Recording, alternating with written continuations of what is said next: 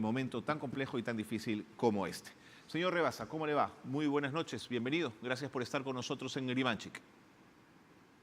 Muy buenas noches. Bueno, no puedo decir que es un gusto empezar esta conversación, pero apelando a la responsabilidad que tenemos como sector, tenemos que manifestar que la línea trazada por nuestra ministra antes, durante estos acontecimientos, pues tenemos que, como bien usted señala, tener la mayor disponibilidad, la máxima disponibilidad para atender lamentablemente a las víctimas de esta violencia que estamos viendo en nuestro país. Viceministro Rebasa, ¿cuál es la estrategia de atención en salud que ha decidido emprender el Ministerio de Salud para asegurar la vida y la salud de todos los peruanos en el marco de los conflictos sociales? ¿En qué consiste esa estrategia? Nosotros venimos de un escenario crítico producto de la pandemia, en donde se rompe toda la estructura sanitaria, toda la organización sanitaria. Es por eso que desde el primer día que hemos estado, hemos tenido prácticamente un trabajo de 24 horas tratando de recuperar las líneas clínicas, es decir, los canales de atención tanto a nuestra población normal, en donde tenemos acumulado más de 80.000 cirugías, cerca de 20 millones de procedimientos que no se han atendido, y por otro lado, todo lo que son las lesiones externas, mejor dicho, las lesiones, los productos, los traumatismos, productos de esta violencia. Es por ello que ustedes han visto que el mejor ejemplo para tener una organización que pueda responder ante tremenda y compleja demanda no es más que trabajar organizadamente en equipo, siguiendo el liderazgo de la cantidad, por ejemplo, de viajes y reuniones que hemos tenido, primero al sur del país y también a las distintas regiones del país, tratando rápidamente, ¿no?, de organizar los servicios, sobre todo los servicios prioritarios. Estoy hablando de tener nuestras emergencias, Claro, de tener nuestros centros quirúrgicos, de tener nuestras salas de hospitalización, de tener cerca de 1.500 ambulancias operativas y sobre todo tener los medicamentos y el oxígeno que esta vez no deben faltar y no deben fallar. Pero sobre todo tratar de recuperar este ánimo, esta energía y esta mística de los trabajadores de salud que en situaciones tan difíciles tenemos que responder con la mayor integridad y con la mayor ética, atendiendo a todos los peruanos. por supuesto. Finalmente, nosotros tenemos que atender a todos sin ningún tipo de discriminación y barreras para ello.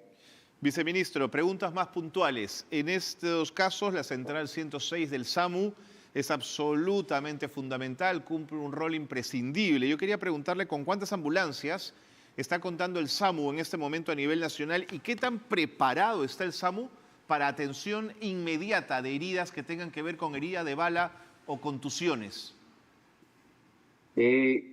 Contamos con cerca de 1.500 ambulancias. Lo que hemos hecho es anexar a esta estrategia de SAMU que tenemos todas las ambulancias ya del parque del Ministerio de Salud, porque necesitamos ampliar todo este tema. En Lima, por ejemplo, tenemos cerca de 40 ambulancias, de las cuales 26 ambulancias tienen la mayor capacidad operativa. Me refiero a ambulancias que tienen la tecnología, claro, y además dentro de ello van médicos especializados para que desde el mismo momento en que se recoge el paciente ya le están dando los cuidados, las intervenciones, y cuando ya llega al hospital muchos de ellos llegan ya estabilizados y con esto evitamos la muerte. Ahora, viceministro, si bien es importante el equipo médico que va en la ambulancia y los choferes de las mismas, los conductores de las mismas, ¿cuántos trabajadores en simultáneo tiene el SAMU que monitorean y atienden las llamadas de pacientes y de familiares? Nuestra central, más o menos, tenemos cerca de 100 trabajadores que trabajan 24 horas atendiendo todas las llamadas.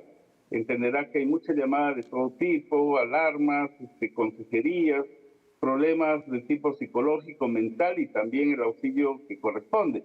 Pero no solo eso, sino que, por ejemplo, nosotros tan pronto tuvimos la alerta del incendio, nuestras ambulancias salieron también a la zona para estar rápidamente protegidos. Así que ustedes verán que el sector salud es un sector que no para, un sector que tiene que tener una dinámica importante, y finalmente lo que es importante es que nosotros, por ejemplo, para este día, a partir de ayer reactivamos toda la alerta roja para tener la mayor disponibilidad, y hemos estado con la señora ministra desde horas de la madrugada supervisando los hospitales, sobre todo para ampliar nuestra capacidad de respuesta, es decir, no solo mantener la operatividad, sino añadir más camas, entendiendo de que podrían llegar más pacientes, porque es un hecho inusual el que estamos viviendo. Correcto. Entonces, lo que quiero señalar es que tanto el sector salud, porque también es salud, las Fuerzas Armadas, las Fuerzas Policiales, el sector privado, están bajo esta alerta roja que implica atender a los ciudadanos sin ningún tipo de barrera burocrática, sin ningún tipo de aseguramiento. Lo que necesitamos es primero atender a la gente, salvar la vida, y luego veremos los temas administrativos. Esa es la responsabilidad justamente de un ministerio como el de Salud. Ahora, el comandante de los bomberos, el comandante Casareto, comentó que habían recibido agresiones y pedradas en el transcurso en que se movían hacia el incendio esta noche. ¿Por qué le cuento esto? ¿Por qué lo pongo en discusión sobre la mesa? Porque durante días anteriores también pudimos ver que algunas de las ambulancias fueron dañadas por algunos sectores de manifestantes. Y claro, es incomprensible que se dañen unidades de bombero y ambulancias. ¿Cuántas unidades finalmente han tenido daños reales o han quedado completamente fuera de servicio? Comparto con ustedes que no estamos viviendo un reclamo. Esta es una violencia que tenemos que censurarlo, que tenemos que invocar que no se dé. Nosotros tenemos 15 ambulancias que han quedado inoperativas, ¿no?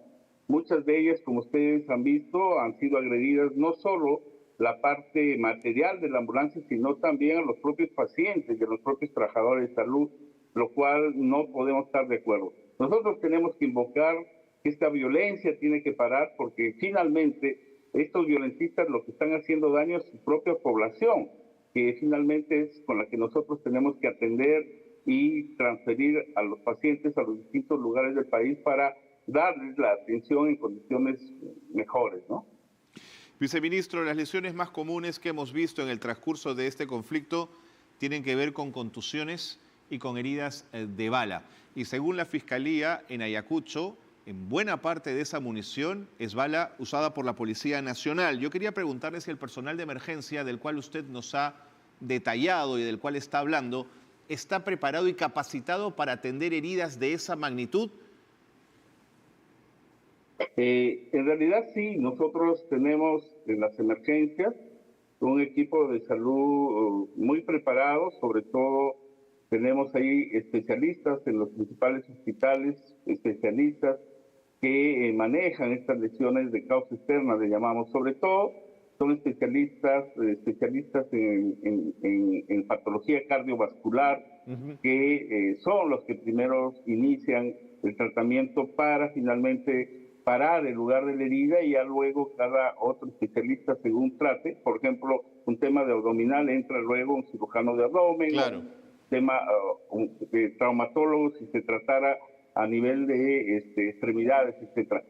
Estamos, pero no solo eso, estamos preparados, sino que entenderá que al movilizar y al poner operativas nuestras emergencias tenemos que tener también sangre.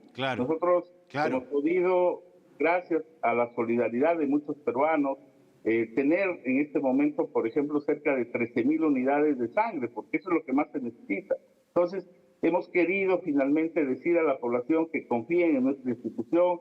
Nos estamos organizando, estamos trabajando decididamente, pero esta decisión de trabajo muchas veces se ve interrumpida por esta violencia que no la entendemos, que no la comprendemos, que la censuramos y que invocamos que pare, porque finalmente obstaculiza la prontitud y la oportunidad de la atención. Y ustedes lo han visto, por ejemplo, el día de ayer en La Libertad, ¿no? Que justamente por no dejar pasar las ambulancias, pues tuvimos 2 lamentables fallecimientos. Viceministro, el tema que menciona de la sangre es absolutamente fundamental, más aún en un país donde la cultura de donación de sangre no está tan instalada como desearíamos que estuviera, y donde las campañas de recolección de sangre siempre generan pues una convocatoria pequeña en un país tan solidario y tan grande como el nuestro, que podría tener un compromiso mucho más grande en ese sentido. Ahora, si bien todos los establecimientos de salud en este momento, tal como usted lo señala, están en su máxima capacidad operativa para atender las emergencias, hemos visto también que cuando la situación se desborda, los hospitales se ven de alguna manera rebasados. Pasó en Ayacucho con la llegada de las 10 personas por impacto de bala que murieron. Pasó luego en Juliaca también, digamos. Es decir, de pronto también tenemos un problema de atención de primer nivel debido a que rápidamente se saturan los centros hospitalarios. En realidad, no hay país en el mundo que pueda resolver una complejidad que es inesperada. Por eso es que actuamos nosotros siempre en una alerta sanitaria que nos da a nosotros prácticamente la performance de preparar un escenario. Tengo que interrumpirlo momentáneamente, sí. Le pido disculpas porque mi compañera Cintia Malpartida está en este momento con el ministro del Interior, pero regresamos para cerrar algunas ideas, por favor, no se vaya. Adelante, Cintia, te escuchamos. ¿No sería un medio de poder utilizar para poder dispersar? Las declaraciones del ministro Vicente Romero, quien ha llegado acá al lugar del incendio cerca de la Plaza San Martín. Escuchemos. No sería utilizable. Este es un mecanismo que se utiliza para todo y eso puede usted tirar a cualquier lugar, es falso. Hay videos que prueban eso. Hay videos en las redes sociales. ¿Qué prueba? Sí. Mire. Que están viendo que cayó una bomba lacrimógena en el techo. Veo que usted ve bastantes redes sociales. Sí, señor, porque es la única manera de poder informarnos. Me parece perfecto, pero hay que comprobarlo. Por eso, de 10 noticias que giran, 10 noticias que giran por redes sociales, una puede ser cierta. Hay que tener mucho cuidado. Técnicamente quiero indicarle. Por eso es la pregunta. ¿Van a hacer algún tipo de investigación? Técnicamente, lo vuelvo a reiterar. Estamos en vivo para TV Perú. Ministro, por favor, coméntenos cuál es la información que ha recibido, cuál es el balance de este incendio. Bueno, el balance de este incendio, lo primero, que no hay ninguna vida que preocuparse, todos están sanos y salvos. La participación de nuestros bomberos ha sido de inmediato. Sí me comentan de que más del 30% de la manzana está afectada. Están trabajando todavía muy intensamente todos nuestros bomberos, a quienes verdaderamente les traslado mis felicitaciones y todo nuestro apoyo para ustedes. Muchas gracias. No, afectadas, las familias, ¿cuál es la situación? No podemos todavía dar un avance de cuántas personas han sido afectadas, porque eso se hará ya el día de mañana con más tranquilidad. Lo que nosotros tenemos que hacer en este momento a través de ellos es justamente salvar vidas. Es el propósito más importante de nuestros bomberos.